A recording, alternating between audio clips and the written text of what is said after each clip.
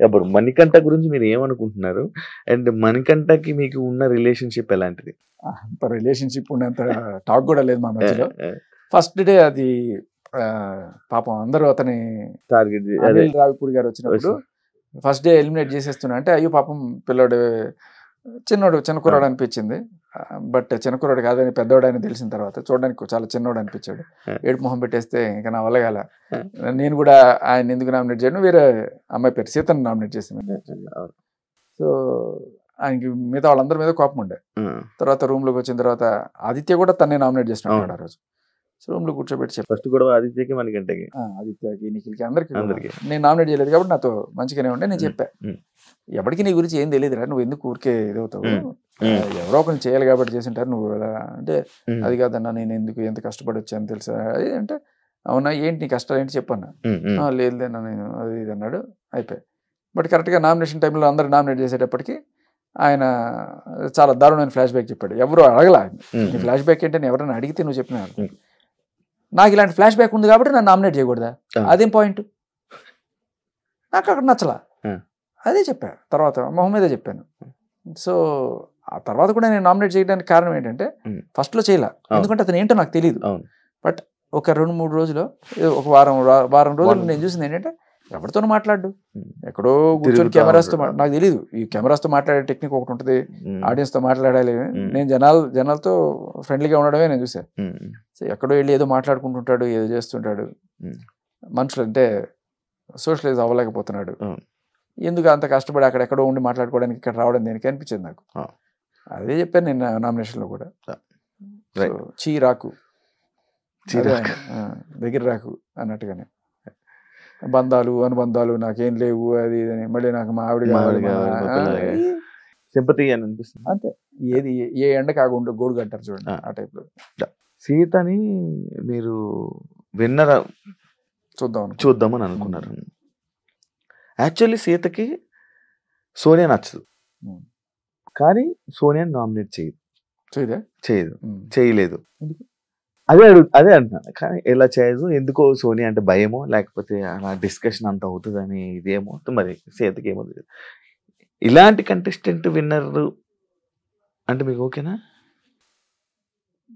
అంటే ఇంకెవరు డిజర్వ్ లేరా అని ఉన్నారు. సీత కాకపోతే విష్ణుప్రియ కాకపోతే ప్రేరణ. అమ్మాయిలే విన్నర్ అవ్వాలి ముగ్గురులో లేదు. సీత ఎందుకు అవ్వాలి అనుకున్నానంటే ఆ అమ్మాయి బాగా దగ్గరగా అనిపిస్తుంది. అంటే ఒక తెలుగు అమ్మాయిలాగా మన ఇంటి పిల్లలాగా అనిపిస్తుంది. ఒక సొంత చెల్లి ఉంటే ఇలాగే ఉండేదేమో అనిపిస్తుంది నాకు సీతను చూస్తే. మిగతా వాళ్ళ తెలుగు ఏదో ఎక్కడి నుంచో, ఇప్పుడు విష్ణుప్రియ మన లోకల్ అమ్మాయి అయినా కూడా అమ్మాయి తెలుగు కొంచెం డిఫరెంట్గా ఉంటుంది. But at the same time due respect Vishnupriya చాలా మంచి అమ్మాయి, very very very nice girl. అలాగే నబీల్ కూడా మనోడు, మన వరంగల్ పోరాడు, మంచిగా ఆడతాడు, వెరీ జెన్యున్ జెంటిల్మెన్. అందుకని నాకు ఇష్టం. మిగతా వాళ్ళు కూడా ఇష్టమే, బట్ మన వాళ్ళు ఫస్ట్ కదా అనేది ఒక చిన్న స్వార్థం. సాక్స్ టాస్క్లోని సోనియా మీ మీద బాగా అరుస్తూ లేకపోతే మిమ్మల్ని తక్కువ చేసి మాట్లాడడం కానీ అలా జరిగింది. సోనియా అరుస్తుంది, మీరు ఎందుకు రెస్పాండ్ అవ్వకుండా సైలెంట్గా ఉండిపోవడానికి కారణం ఏంటి? అసలు బేసిక్గా నాకు ఇది ఒకటి ఏంటంటే, సోనియా చాలామంది సోనియా ఏమైనా డిస్కషన్ పెడతాదని భయపడుతున్నారా హౌస్లో కంటెస్టెంట్లు మీరంతా, లేకపోతే ఏంటి? ఎందుకు సోనియాకి రెస్పాండ్ అవ్వరు? మీరు ఎవరు సైలెంట్ అయిపోతారు సోనియా మాట్లాడితే? అది కరెక్ట్ గేమ్ పీక్ టైంలో వాళ్ళు ఆడుతున్నప్పుడు చూడకుండా ఆవిడతో నేను డిస్కషన్ పెట్టుకొని ఆ మూడ్లో లేకుండా నేను చూస్తున్నా. ఒక పక్క అక్కడ గేమ్ చూస్తున్నా, ఈవిడ వచ్చి ఏం చెప్పి అరుస్తుంది. సరే ఈవిడ బాడీ గార్డ్ పృథ్వీ కూడా వచ్చి అరుస్తున్నాడు. సోనియా బాడీ గార్డ్ పృథ్వీ మట్టుకే చేస్తున్నాడు. ఆవిడ ఏమంటే వీళ్ళు తాన అంటే తందాన వీళ్ళిద్దరు నిఖిల్ అలాగే అనిపించింది. తర్వాత మంచిగానే ఉంటారు పాపం. అంటే సోనియా పక్కన పెడితే Prithvi Nikhil they're very good people. మన వీడియోలో కూడా ఏదో చెప్పినట్టున్నారు, గోకింది మీరే రేస్ చేసినట్టున్నారు. మరి అభయ్ వచ్చినప్పుడు, బేబక్క మీరు వచ్చినప్పుడు వీడియో రైస్ చేయడం ఏంటండి బాబు చూస్తున్నాను. అంటే కెమెరా జూమ్ వేసి మరీ చూపిస్తున్నాడు. అంటే గుండె ధైర్యం పెంచే ప్రయత్నం చేస్తుందేమో అన్నట్టుగా అనిపించింది. ఆవిడ గురించి అంటే సందర్భం లేకుండా సరే ఒకవేళ నామినేషన్స్ వస్తే మాట్లాడే వాళ్ళనేమో లేకపోతే ఇంకోటో, బట్ ఆ టైంలో ఇంకా అవతల పక్క పాపం నాకు ఆ అమ్మాయి మీద జాలిగా ఉండే, ప్రేరణ మీద. వచ్చి రాని ఎంపైరింగ్ చేస్తుంది అమ్మాయి. ఊరికే వీళ్ళు ఏమో నోరేసుకొని అమ్మాయి మీద పడిపోతున్నారు. ఇప్పుడు ఏంటి, నేను ఏం చేయాలి, ఏం చేయకూడదు, ఓకే రైట్ ఇచ్చానా, సరే కాదు ఇప్పుడు నువ్వు ఆడుకోలే అని చెప్పి ఒకసారి ఇచ్చిన డిసిషన్ అమ్మాయి మార్చేసి ఇచ్చేస్తుంటే అమ్మాయి మీద రెస్పెక్టే ఉంటుంది కదా. సో నేను ఆ అమ్మాయి కొంత హెల్ప్ చేసే ప్రయత్నం చేశాను. అది కూడా వీళ్ళు వచ్చి ఎలా ఎలా అని చెప్పి అంటే నాకు తెలిసి విష్ణుప్రియతో ప్రాబ్లం అనుకుంటా ఈ అమ్మాయికి. విష్ణుప్రియకి బెనిఫిట్ ఆఫ్ డౌట్ ఇస్తే బాగుంటుంది నేను చెప్పాను. నేను దానికి విష్ణుప్రియకి ఎందుకు ఇస్తామని చెప్పి ఈవిడ. కాకపోతే నాకు అక్కడ ఆ పాయింట్ ఆఫ్ టైంలో ఎందుకు ఈ చిల్లర డిస్కషన్ పెట్టుకోవడం ఇష్టం లేదు. గేమ్ జరుగుతుంది, అది చూడడం మానేసి మీ జోకులకి, మీ ఎంటర్టైన్మెంట్స్ లైక్ మీ చేసే మాటలకి, మీరు దీనికి విధానికి సపరేట్ ఒక ఆడియన్స్, సపరేట్ ఒక ఫ్యాన్ బేస్ అనేది మీకు ఆల్రెడీ ఒకటి క్రియేట్ అయింది. బట్ సెకండ్ వీక్ ఏదైతే నామినేషన్ జరిగిందో దాని తర్వాత మీలో అంత హుషారిపోయింది, జోకులు ఆపేశారు. అది బిగ్ బాస్ పోయింది అనుకుంటే పోయింది, ఉంది అనుకుంటే ఉంది. బిగ్ బాస్ మనం చూపించాలనుకుంటే చూపిస్తాడు, వద్దనుకుంటే ఉండేది బ్రహ్మాండంగా ఉంది, అద్భుతంగా ఉంది. లాస్ట్ 2 days తప్ప, లాస్ట్ 2 days, లాస్ట్ 2 days కూడా లాస్ట్ డేనే అది కరెక్ట్గా చెప్పాలంటే అస్సలు అద్భుతమైన కంటెంట్ ఉంది. కాకపోతే నేను అదే అనేది, ఒక ట్రాన్స్పరెన్సీ కోసం అట్లీస్ట్ 24 hours లైవ్ కాకుండా ప్రతి కంటెస్టెంట్కి 24 hours లైవ్. ఇప్పుడు ప్రతి కంటెస్టెంట్కి ఒక ఫోన్ నెంబర్ ఎట్లా అయితే ఇచ్చేసి మీరు అతన్ని సపోర్ట్ చేయాలనుకుంటే ఈ నెంబర్కి కాల్ చేయండి అంటున్నారు. అతని ఫ్యాన్స్ అయితే మీరు అతని స్ట్రీమ్ ఫాలో అవ్వండి. శేఖర్ భాష stream, Nabeel stream, Sonia stream, Prithvi stream, అలా ఎవరి స్ట్రీమ్లో వాళ్ళకి అన్ని ఛానల్స్ ఉండాలి. సో ఎవరైనా సరే ఎప్పుడైనా ఎవరి గేమ్ అయినా సరే చూడాలనుకుంటే రైట్. అలా కాకుండా ఎడిటర్ చాయిస్ అని చెప్పి ఆయన ఏది నచ్చితే ఆయనకి ఎక్కడైనా సరే గట్టిగా సౌండ్లు కనబడ్డాయి, ఎక్కడైనా రొమాన్స్లు కనబడ్డాయి, ఎక్కడైనా ఓదార్పులు కనబడ్డాయి, ఇవే మేము చూపిస్తాం, లేకపోతే ఇదే అనుకునే స్టేజ్లో. బిగ్ బాస్ క్వశ్చన్ చేస్తున్నారా ఇప్పుడు? చేయకూడదు క్వశ్చన్ కాదు, ఇది ఒక సజెషన్ ట్రాన్స్పరెన్సీ కోసం. ఇప్పుడు మీరు అడుగుతున్నారు మీరేం చేయలేదా అని చెప్పి, ఆయన చూపించకపోతే మీకు మీరేమంటారు, నా మీద అబాండం వేస్తారు. నేను చేసి కూడా ఎలా ప్రూవ్ చేసుకోవాలి? ఇప్పుడు నేను ఆ ఫీడ్ వెనక్కి తెప్పించుకోలేను కదా. ఆ ఫీడ్ కనీసం ఒక వైల్డ్ కార్డ్ ఆపర్చునిటీ వస్తే వెళ్తారా మళ్ళీ? అయ్యో ఇంట్రెస్ట్ ఉంది బిగ్ బాస్ మీద. నారీ ఎంట్రీ పక్క, నారీ ఎంట్రీ పక్క, మీకు డౌటే అక్కర్లేదు. ఇప్పుడు వైల్డ్ కార్డ్స్ వస్తున్నాయి కదా. అవును అవును. దాంట్లో ఎవరన్నా మీకు తెలుసా ఒక పేరైనా? కొన్ని పేర్లు తెలుసు. ఒక అమ్మాయి పేరు చెప్పండి. ఎందుకు చెప్పండి. వింటున్నాను. రోహిణి వెళ్తారా? రోహిణి కదా. ఆవిడ వెళ్తే నా రీఎంట్రీ పక్క. ఎందుకంటే నారీ అంటే అమ్మాయి కదా, నారీ ఎంట్రీ అంటే అయ్యా వెళ్ళినా వెళ్ళకపోయినా ఎక్కడైనా శేఖర్ ఇంతే అంతే. మీకు ఇది కావాలంటే పిలుచుకోండి, గొడవలు కావాలంటే చేయడానికి 3 మంది ఉన్నారు. శేఖర్ భాష గారు, మీకు ఇప్పుడు హౌస్ లోని పరిస్థితులు చూస్తుంటే మీకు ఏమనిపిస్తుంది ప్రెసెంట్ ఇప్పుడున్న సిచ్యువేషన్స్ లో? నిన్న జరిగిన నామినేషన్ లో కానీ, మొన్న జరిగిన నామినేషన్ లో కానీ కొంతమంది కొట్టేద్దాం అనిపిస్తుంది. ఇప్పుడు సేమ్ అదే, ఏవైతే మీరు చీఫ్లు ఉన్నారో మార్చడం అలా ఇవన్నీ చూసారు, ఏమనిపించింది మీకు? ఏమనిపించింది అంటే, మీరు ఉండొచ్చారు కాబట్టి, వాళ్ళని చూసి వచ్చారు కాబట్టి. అందరూ మంచివాళ్ళండి, ఎవరితో నాకు శత్రుత్వం లేదు, అందరూ very good people. Nikhil, Prithvi కూడా, నేను ఐ డోంట్ బ్లేమ్ దెమ్. ఆ విషయంలో కూడా సోనియానే ఓవర్ షాడో చేస్తుంది వాళ్ళనే తప్ప. సరే ఇప్పుడు ఈ మణికంఠ ఏడిస్తే ఎలా కొంతమంది అయ్యో పాపం అని చెప్పి అనుకుంటారు, ఈవిడ ఏడ్చినా కూడా అయ్యో పాపం అనుకుని చెప్పి వాళ్ళు ఆవిడ కోసం ఏదో చేస్తున్నారని నేను అనుకుంటా తప్ప, ఆ సెంటిమెంటల్ డ్రామాని వాళ్ళు తెలుసుకోలేకపోతున్నారు అనేది నా బాధ. మణికంఠ అయినా సోనియా అయినా మంచి. యష్మి కరెక్ట్ పాయింట్స్ రేస్ చేసింది అనుకుంటున్నా. Yashmi is good, Yashmi good. Yashmi అప్పుడప్పుడు ఏదో కొంచెం అటు ఇటు అవుతున్నా కూడా చాలా మంచి. మన పాయింట్స్ రైట్ అంటారు. ఈ పాయింట్ నామినేషన్స్ పాయింట్ లో సోనియాని క్వశ్చన్ చేసిన పాయింట్ అది అదే అంటున్నా.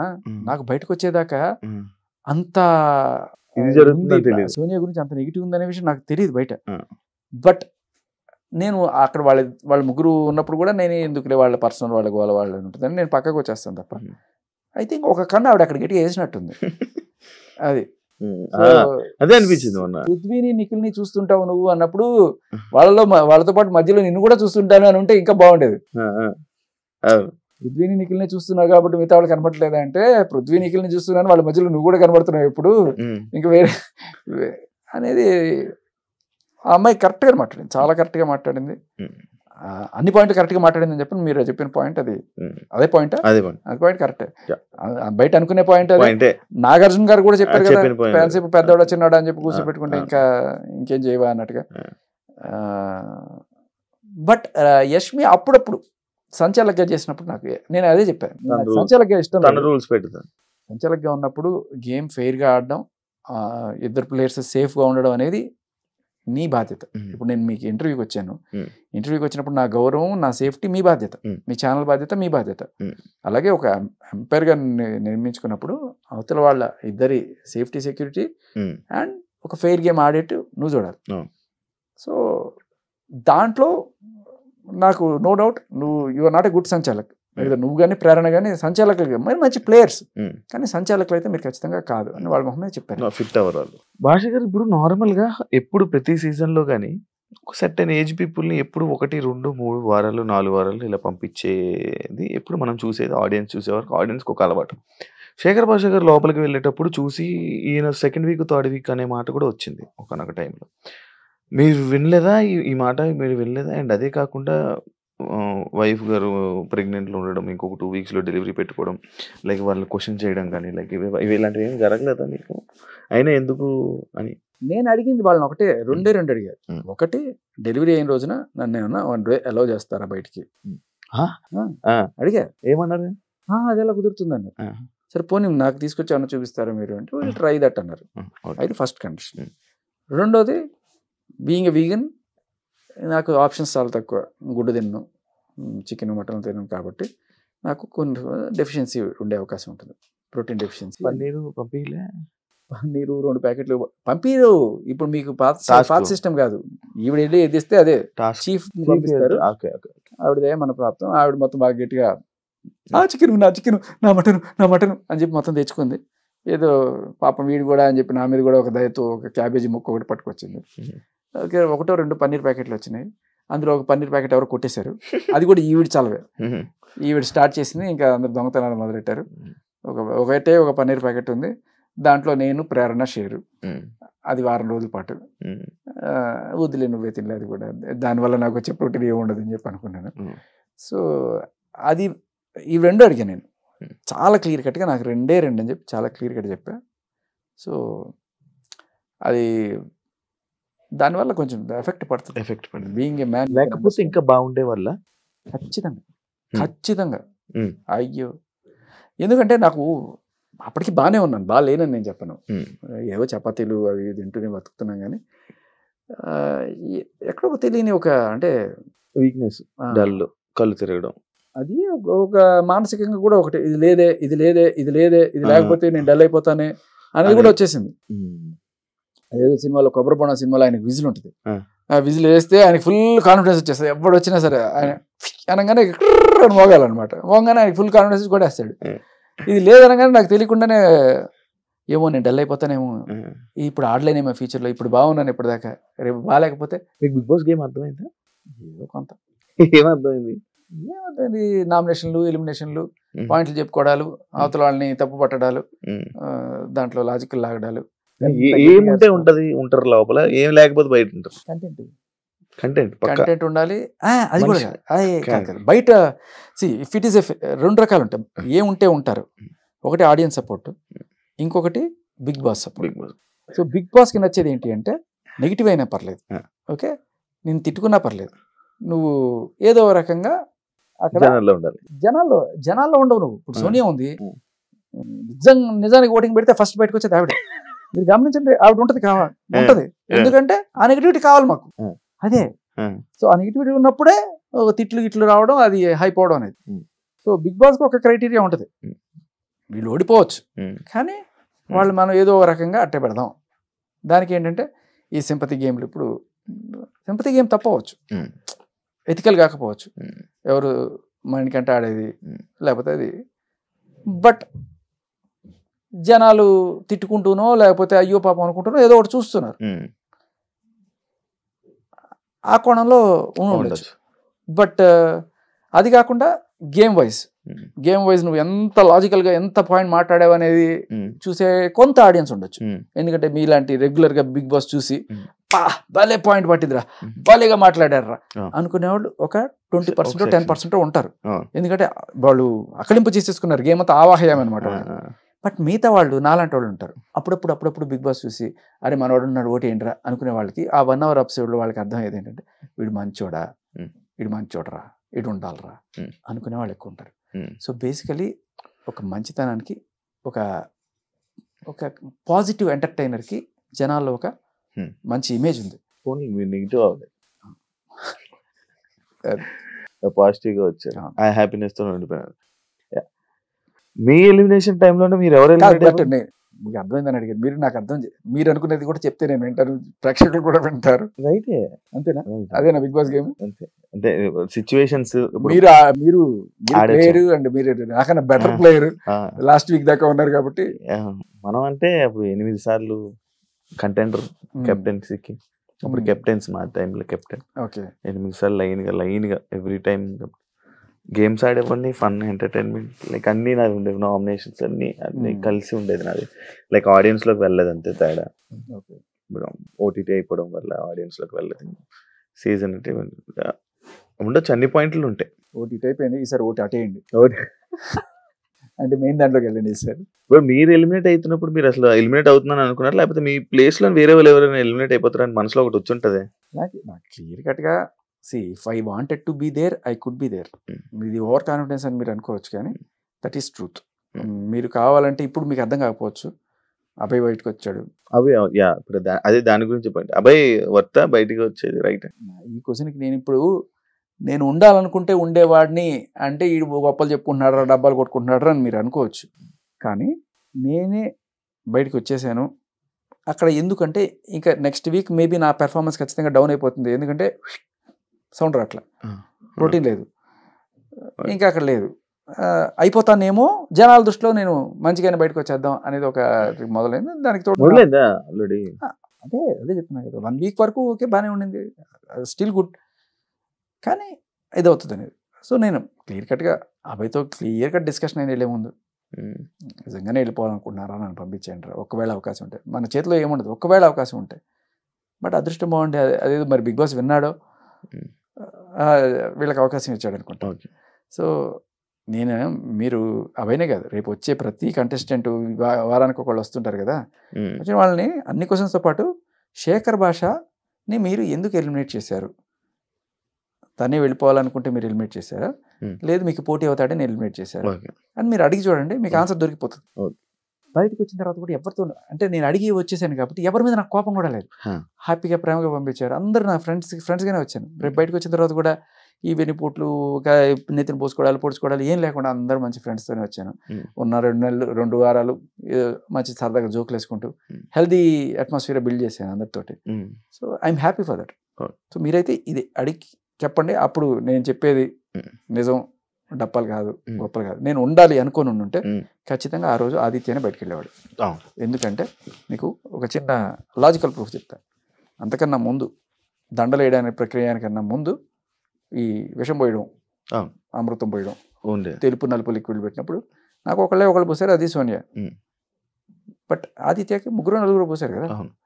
సో రేపు నిజంగా వెళ్ళాల్సి వచ్చిన పరిస్థితి వచ్చినప్పుడు కూడా ఆదిత్యకే పడేవి దండలు కూడా. అసలు Nabeel is my best friend. అక్కడ నబీల్ ఇంపాసిబుల్ నాకే దండేసేవాడు నేను అంటే ఎటువంటి డౌట్ లేదు. మీరు కావాలంటే రేపు Nabeel I think will be the winner. మీరు చాలా టైం ఆగాలి నబీల్ అడగాలంటే, అదృష్టం బాగుండకపోతే తప్ప. Let's hope. అదే చెప్తున్నా, నబీల్ నాకు అగ్నెస్ట్గా వేసే ఛాన్సే లేదు. అంత థిక్ ఫ్రెండ్స్ మేము. ఆదిత్య లాగా బాగా ఫ్రెండ్లీగా ఉండి లాస్ట్ని పొడిచే టైప్ కూడా కాదు, వెరీ జెన్యున్ గా. ఆదిత్య మీతో మంచిగా ఉండి నామినేట్ చేయడం వల్ల నేను చెప్తున్నా కదా, నబీల్ ఇంపాసిబుల్ అయ్యాడు, విష్ణుప్రియ ఇంపాసిబుల్ అయ్యాడు, సీత ఇంపాసిబుల్. సరే సీత నాకు వేసింది అనుకోండి. ఒకవేళ నాకు అగ్నెస్ట్గా వచ్చే దండలు ఏమైనా ఉంటే అవి 2, ఒకటి మణికంఠ, సోనియా, అంతే. యశ్వి 5 పడదా మీకు వాళ్ళకి? పడదా అంటే నేను 2-3 సార్లు నామినేషన్ చేశాను కాబట్టి. సోనియా సంగతి నాకు తెలియదు. బట్ సోనియా ఏమి చేయకుండానే ఆవిడ విషం పోసింది లాస్ట్న. సో లైట్ నాకు 2 తప్ప. మహా అయితే ఇంకెవరన్నా మధ్యలో ఏమైనా సర్ప్రైజ్గా ఎలిమెంట్ ఒకటి ఉన్నా కూడా మిగతావన్నీ మనకి. స్టేట్మెంట్ పాస్ చేశారు నబీల్ విన్నర్ అని. నాకు అలాగే అనిపించింది. ఎందుకంటే తను ఏ రకమైన సీత ప్రలోభాలకి గురవడు. ఇట్లా ఇప్పుడు సోనియా లాగా ఏదో డ్రామాలు ఆడితేనో ఇంకోటో, తన గేమ్ తను క్లియర్ కట్గా ఉన్నాడు, జెంటిల్మెన్లు ఆడుతున్నాడు. కాకపోతే ఒకటే ప్రాబ్లం, మీరు ఇందాక అడిగారే బిగ్ బాస్ కి ఏం కావాలి, సెంటిమెంట్లు, డ్రామాలు, అవన్నీ చేయలేకపోతున్నాడు మనోడు. ఆ టైంలో నామినేషన్ టైంలో గట్టిగా అరుస్తున్నాడు, మిగతా టైంలో తక్కువ చూపిస్తారు భయ్యా. నిజంగా మంచి జోకులు వేసినా కూడా సరదాగా మాట్లాడుకునేవి కాదు. బిగ్ బాస్ లో లాస్ట్ ఫైనల్ బిగ్ బాస్ లో గ్రూప్స్ ఫామ్ అయ్యాయి, ఏమైనా గ్రూప్లు ఉన్నాయా? గ్రూప్ ఇప్పుడు ఏమన్నా అయ్యాయేమో తెలియదు, బట్ నేను వచ్చేప్పటికి ఆల్రెడీ ఒక గ్రూప్, ఒక ఫ్యామిలీ అక్కడ ఉంది, మేము గెస్ట్లుగా వచ్చినట్టు అనిపించింది. సో యష్మి, ప్రేరణ, నబీల్ అంటున్నా, ఎవరు, నైనిక, నిఖిల్, పృథ్వీ, విష్ణుప్రియ, వీళ్ళందరికీ ఒకళ్ళొకళ్ళు ముందే తెలుసు. వీళ్ళందరూ ఇంతకుముందు పార్టీలోనూ లేకపోతే గేమ్ షోస్లోనూ లేకపోతే సీరియల్స్లోనూ కలిసిన వాళ్ళు వీళ్ళు. సో వాళ్ళ అలా ఉండింది. బట్ థ్యాంక్ గాడ్ వాళ్ళ నిజంగానే ఒక జట్టు కట్టుకోలేదు. ఇనిషియల్గా వాళ్ళ దీంట్లో వాళ్ళే విడిపోతున్నారు, కానీ అందరు బాగానే ఉండేవాళ్ళు. ఇప్పటికీ కూడా ప్రేరణ అండ్ యశ్వి ఆర్ ఒక గ్రూప్. ఏమో వాళ్ళు ఒకటే గ్రూప్లో ఉన్నారా, వీడి పేరు నాకు తెలియదు. యష్మి, ప్రేరణ ఒకటే గ్రూపే కదా. సో వాళ్ళు ఎప్పుడు మంచి ఫ్రెండ్స్. ఒకవేళ సేవ్ చేయాల్సి స్టార్టింగ్ ఆల్రెడీ అన్నది కదా యష్మి, నువ్వు బయట ఫ్రెండ్ అవ్వచ్చు కానీ లోపల తమ్ముడే ప్యాకెట్ అది. బట్ నిజంగా గ్రూప్ అనిపించేది ఏంటంటే ఈవిడే, సోనియా, వీళ్ళిద్దరు, పెద్దోడ చిన్నోడ, and Abhay to some extent. Actually మిమ్మల్ని ఒకటి పాజిటివ్ నోట్లో ఒకటి ఉంది మీకు, ఏంటంటే మణికంఠ ఇలా ఫ్యామిలీ దీని గురించి అంటున్నప్పుడు శేఖర్ భాషకు కూడా ఇంకొక 2 వారాల్లో డెలివరీ అయ్యి వైఫ్ గారు బయట ఉన్నా కూడా సెంటిమెంట్ వాడలేదు, లేకపోతే ఎక్కడ వాయిస్ రేస్ చేయలేదు అనే దీని మీద ఒకటి అన్నారు. అంత కర్మ లేదు. పాయింట్ ఏంటంటే ఉండాల్సిన కర్మ గురించి కాదు. నేను ఒకటి నమ్ముకున్నా, ఎంటర్టైన్ చేయగలను జనాలను ఏదో రకంగా, ఇలాంటివి చేయాల్సిన పని లేదు. ఒకవేళ అంత అవసరం వచ్చినా కూడా నేను బయటకు వచ్చేస్తా తప్ప. నేను మీకు సింపుల్ ఎగ్జాంపుల్ చెప్తా. ప్రేరణ నేను ఉన్నాం, ఇద్దరు వెజిటేరియన్స్. అక్కడ మనకి ప్రోటీన్ సోర్స్ తక్కువ ఉంది, అందరూ గట్టిగానే వాళ్ళతో గేమ్స్ ఆడాలన్నా టాస్కులు చేయాలన్నా కూడా కొంచెం బలం కావాలి. ప్రేరణ మెల్లగా ఎగ్ తినేస్తుంది, పోతా ఎగ్ మాత్రం ఒకసారి డిసైడ్ అయ్యా లైఫ్లో వద్దు అనుకొని. థ్యాంక్ యూ భాష గారు నాకు ఇంటర్వ్యూ ఇచ్చినందుకు. అండ్ చాలా విషయాలు, బిగ్ బాస్ విషయాలే కాకుండా మిగతా బయట సిచ్యువేషన్స్ గురించి మాట్లాడాం. అండ్ నేను చాలా ఇబ్బంది పెట్టాను ఇంటర్వ్యూ గురించి. అండ్ మళ్ళీ ఒకనొక సిచ్యువేషన్ వచ్చినప్పుడు మళ్ళీ మీరు నా ఇంటర్వ్యూ తప్పకుండా పిలుస్తాను. అండ్ మంచిగా ఆఫర్స్, మంచి ఈ ఇండస్ట్రీలో మంచి ఆఫర్స్ కానీ మంచి అవకాశాలు వచ్చి మళ్ళీ ఫుల్ బిజీగా ఉంటారని మనస్ఫూర్తిగా కోరుకుంటూ థ్యాంక్ యూ సో మచ్.